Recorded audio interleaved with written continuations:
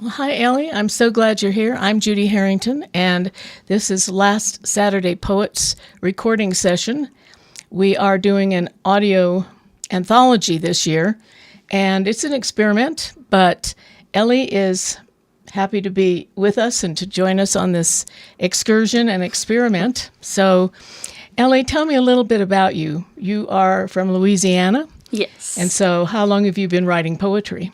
I've been writing poetry since I was young. I would say around 9 years old. But before that, I would make music Oh, and perform for my grandpa. oh, cute.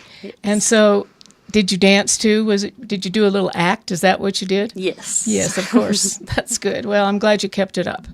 So, I have heard you read your poetry before, and you're working on several books, right? Mm-hmm. Tell me about those books. Alrighty. So, my first main book would be my poetry book. I have about 80 poems now. Trying to get to 100. We'll see. Almost there. Yes. And after I get to 100, I'm then separate them into categories like love, heartbreak, nature, emotions, I guess, like that, and then start to publishing. I'm going to self-publish, so we'll see about that. Well, that's a good place to begin, and there's so many options, so many Yes. ways to publish your own poetry. And then you can always take it from there and do limited editions and then look for a trade publisher and see what happens. Yes. And your poetry is pretty intense, and we're going to listen to it in just a minute. But tell me about that. Does that go with the tattoos and the piercings? I would say so, yes. I have a very big personality. I like to show it in my poems, express everything that I'm feeling with words. It really gets me going, I guess. Makes me very happy to express myself and get all the emotions out that I carry. It's really good to know. So, let's go ahead and start.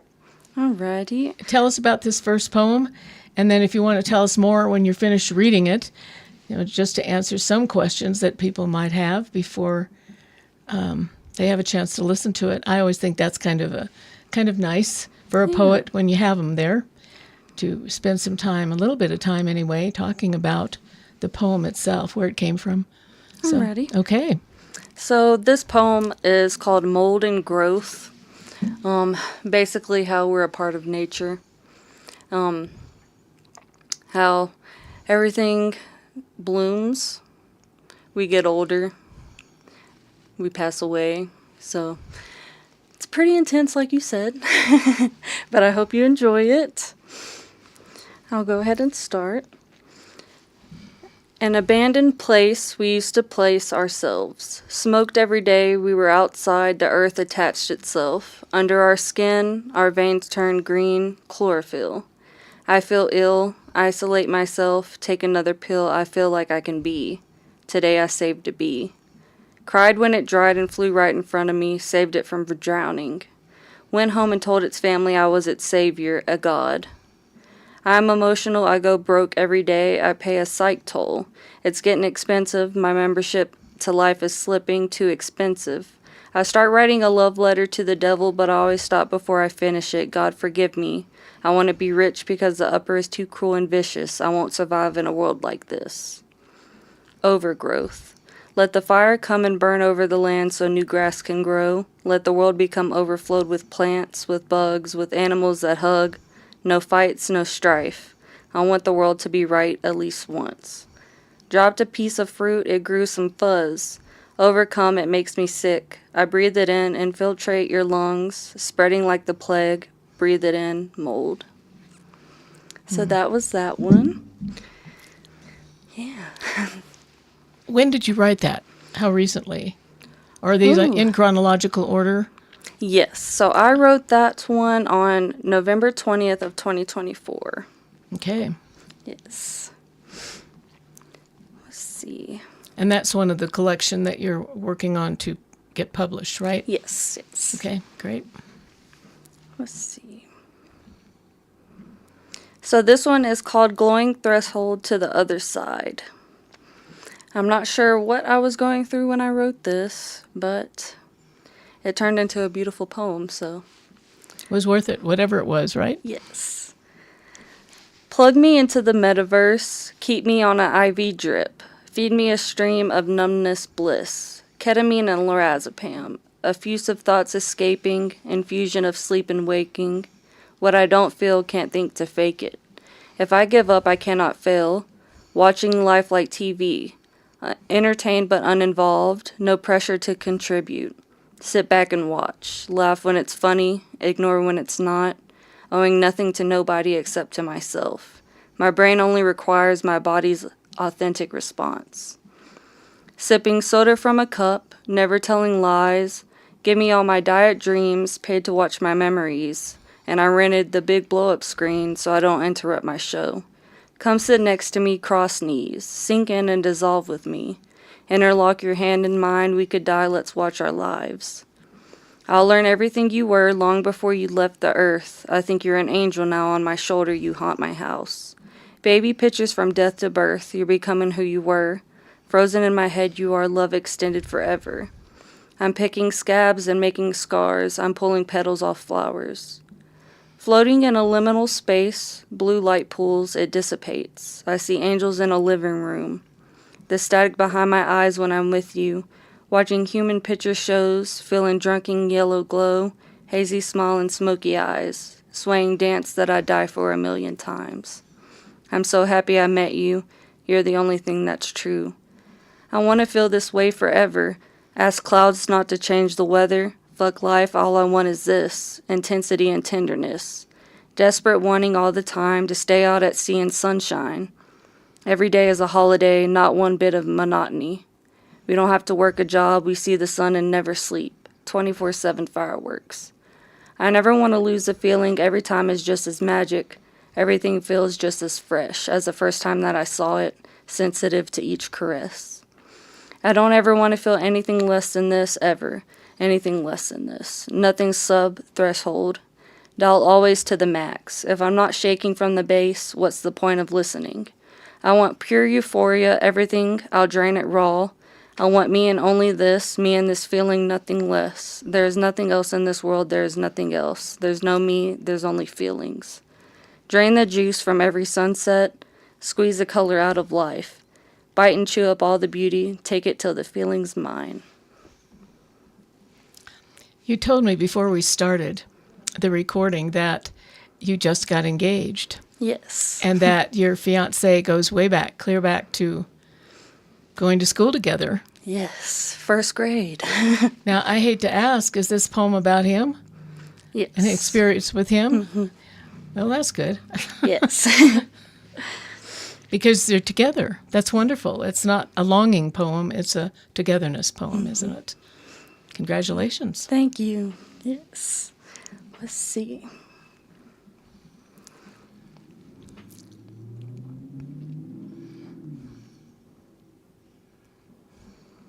This next one is called The Failed Scientist.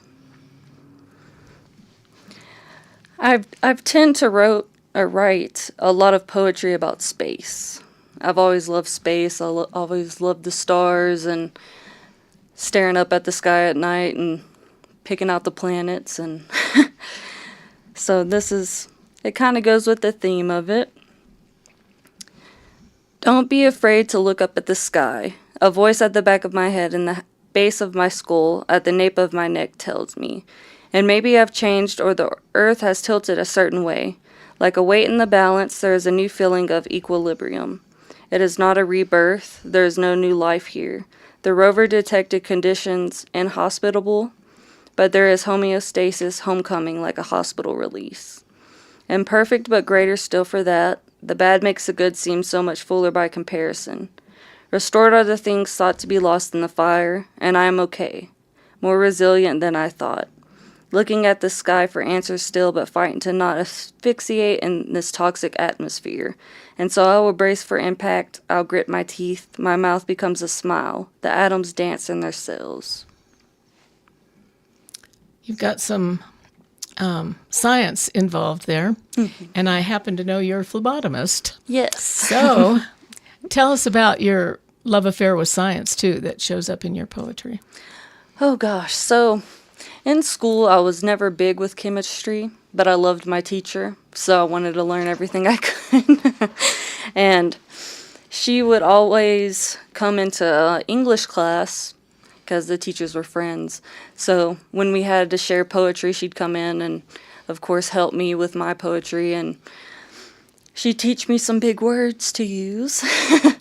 So I guess after all that, just loving the teacher and loving English class and poetry, it just followed with me through life. And I guess deep down, I have a love for chemistry.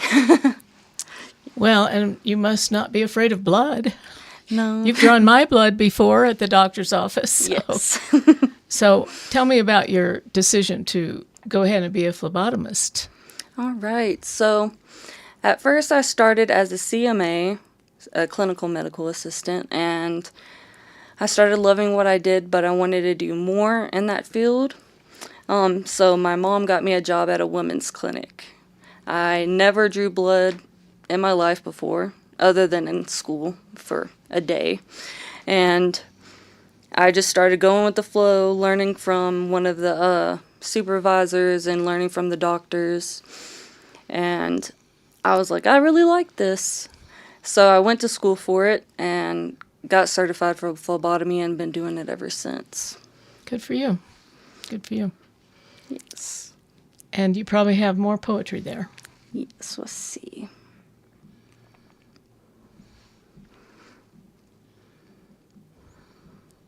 And this is one of Dr. Close's favorite poems. So I figured I'd read it. It's called Man-Eater. Symbolizes some gods and goddesses. So I'll start. Lips open like a Venus flytrap, with fox-face eyes and a smile that could paralyze the toughest of men like flies in a spider's web. Multi-armed and covered in muscle, this goddess hides her blood-red tongue behind flirtations and butterfly wing eyelashes. Her mating dance and hunting style are one and the same. You will fall in love with me and I will destroy you. She breathes out like the iron smoke from a dragon's throat, as smooth as a lady in silk. The souls of 100 boys form stars and constellations in the night sky, blanket she wraps herself in when nights get too cold and lonely. 100 hearts rest in her throat, but she swallows them and laughs, and holds my hands on swing sets. She is a goddess of a different sort, belly swollen with the compliments and awe of 1,000 potential lovers. They should make room for her in the heavens, somewhere between Cetus and Vulpecula. But there is no place for her there, because she has already eaten Zeus.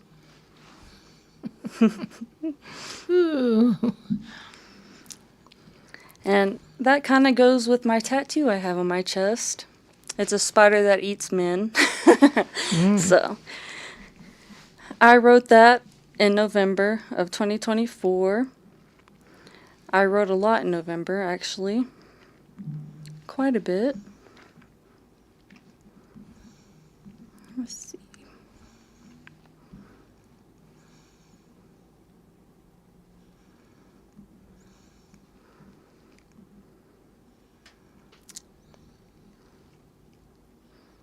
This next poem I wrote when I was living in Houston, Texas. I was homeless at the time, and a guy offered me a fruit, an orange.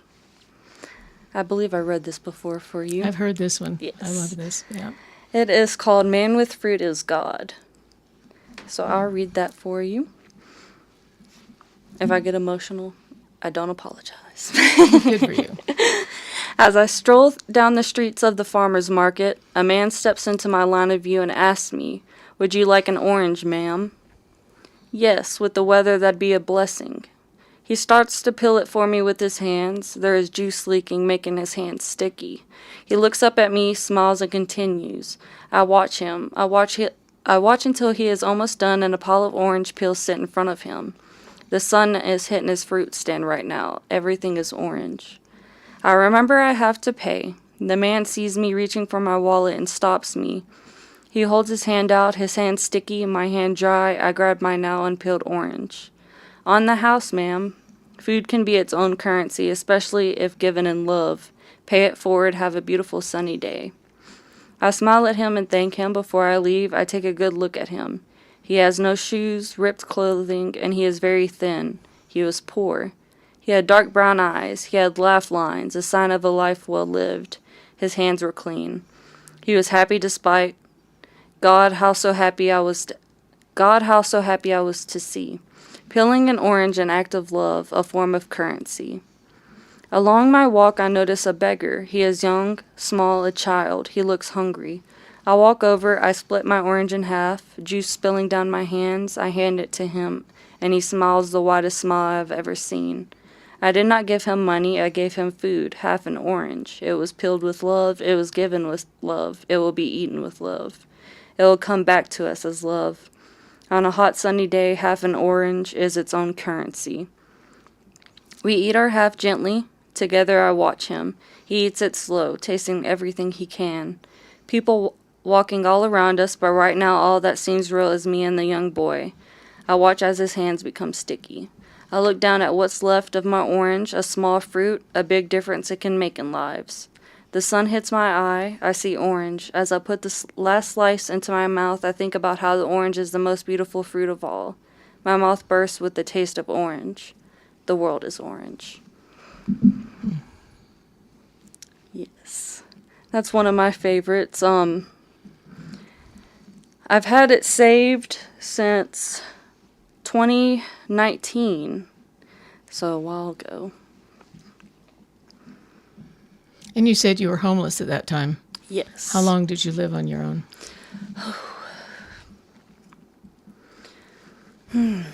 Probably about 3 to 6 months. I can't really remember, but it was quite a while.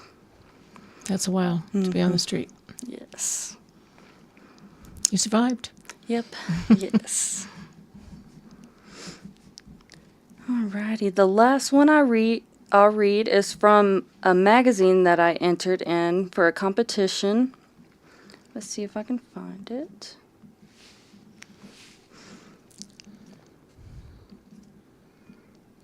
All right.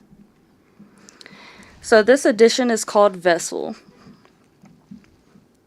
because in the letter it says that dog teeth is a vessel for experience and for creation and for community.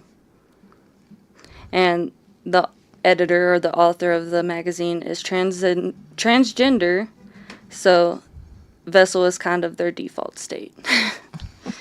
So let me find mine real quick.